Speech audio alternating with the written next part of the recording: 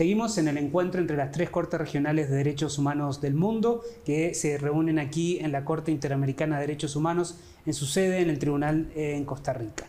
En el marco del diálogo entre las 3 Cortes regionales, los jueces y las juezas han tenido la oportunidad de dialogar con diferentes expertos en 2 temas centrales que ocupan la agenda en estos días.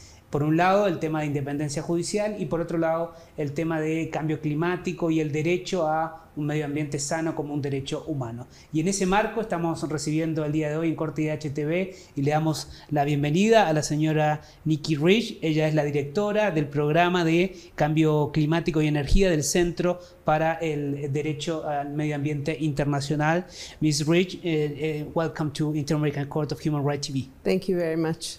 Ms. Reisch, why the access to a healthy environment should be considered a human right?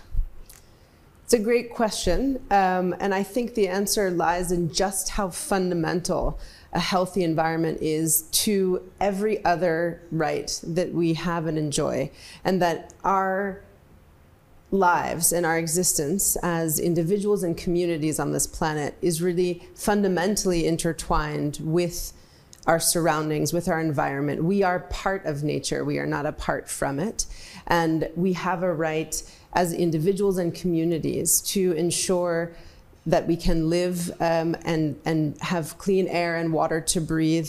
Without having that healthy environment, we can't have health ourselves, we can't have livelihoods, we can't have the kinds of community structures and interactions that are essential to the right to development, so that the right to a healthy environment is a prerequisite really for the enjoyment and realization of other rights, and is fundamentally intertwined with each and every right that we enjoy as humans. And considering that, what is the role, or should be the role, of the regional human rights courts of the world?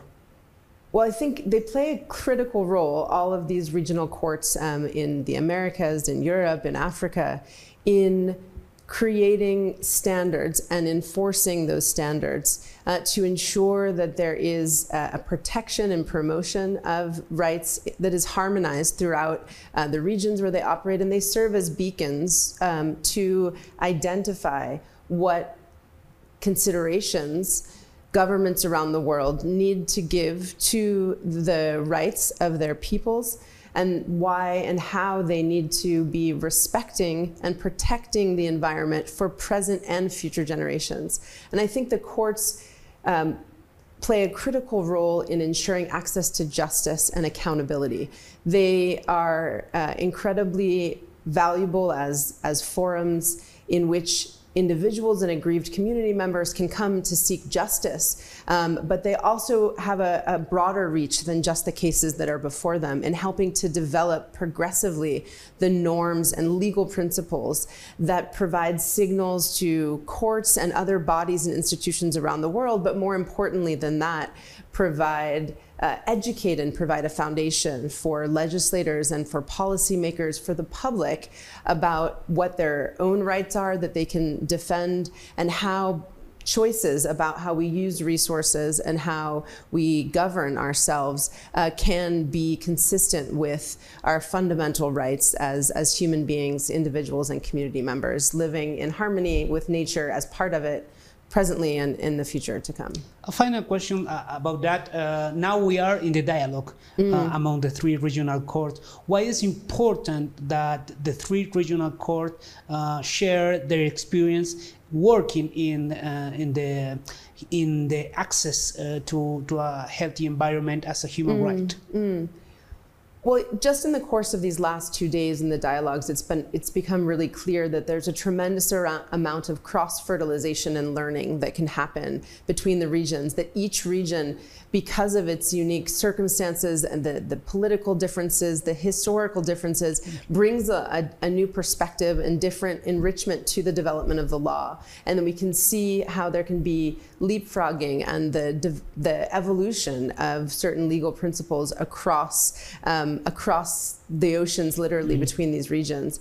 But we can also see that there are tremendous commonalities because the crises we face, and they're multiple. There's the climate crisis, the biodiversity crisis, the pollution crisis, all of which are threatening our environment and threatening our rights that are interlinked with it, have dimensions that are indeed global and universal and common. And so I think these are challenging crises to confront, whether from a legal perspective or a political and social one.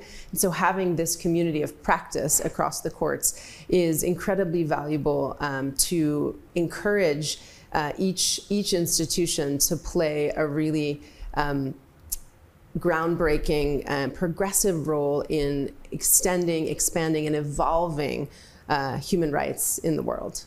Well, Ms. Nikki Reisch, Director of the Climate and Energy Program of the Center of International Environmental Law, thank you for joining us today. Thank you very much. It's a pleasure.